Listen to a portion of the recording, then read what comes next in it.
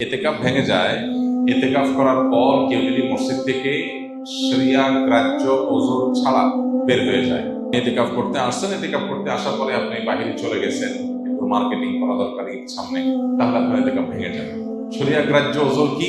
আপনি ওয়াশরুমে যাওয়া লাগছে, এই জন্য আপনি যেতে পারেন। আর ওয়াশরুমে যেও আপনি আড্ডাবাজি করতে পারেন না। ওয়াশরুমে গেলেন, যে সেখানে আপনার দোস্তের সাথে দেখা, আরে দোস্ত কিরে কি অবস্থা, আপনি এতেকাফে আছেন, এটা আপনি করতে পারেন। দ্রুততার সাথে ওয়াশরুমের কাজ ছেড়ে চলে আসবেন। এর বাইরে মসজিদে যাওয়ার আমাদের নেসেসারি একেবারে খুব না হলে নয়, এরকম আমাদের ইম্পর্টেন্ট নিড বা প্রয়োজন আর কি আছে? খাওয়া দাওয়া আছে। খাওয়া দাওয়া আজকের যুগে বিশেষ করে এমন জায়গা খুব কম আছে যেখানে খাবার মসজিদে দিয়ে যাওয়ার মতো ব্যবস্থা একেবারে নাই। বাসা বাড়িতে লোকজন আছে, কেউ না কেউ খাবার দিয়ে যেতে পারে, কাউকে রিকোয়েস্ট করলো কেউ দিয়ে যেতে পারে। অতএব এরকম ব্যবস্থা যদি থাকে তাহলে খাবারের জন্য বাইরে যাওয়া জায়েজ নাই।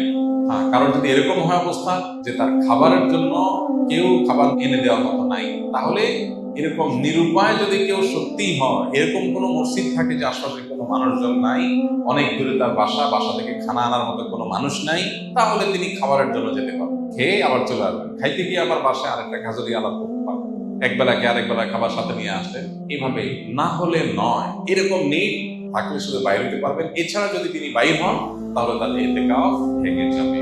আর এমনিতে কিছু কাজ আছে যেগুলোর কারণে এতেকাফ ভাঙবে না, কিন্তু এতেকাফের কোয়ালিটি কমে যাবে, এতেকাফের গুণগত মান নিচে নেমে যাবে। সেগুলো কি?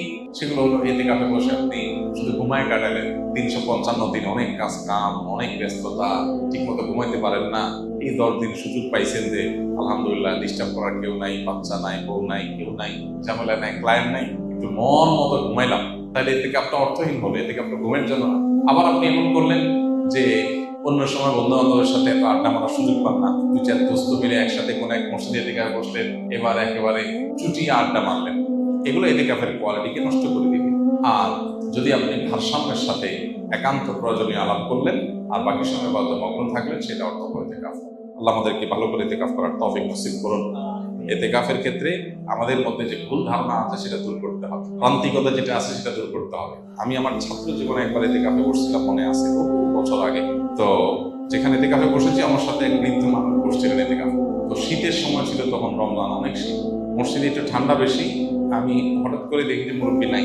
তো দেখলাম মুরব্বী কই গেল, ওয়াশরুম গেলে এত সময় লাগার কথা না। তাকায় দেখি যে মসজিদের সামনে বাইরে ঘাস বিছানো মাঠ, উনি ওখানে রোদ পোহাইতেছে। পরে বললাম, মসজিদে বললাম, চাচা এতেকাফ অবস্থা তো রোদ পোহাতে বাইরে যাওয়া যাবে না।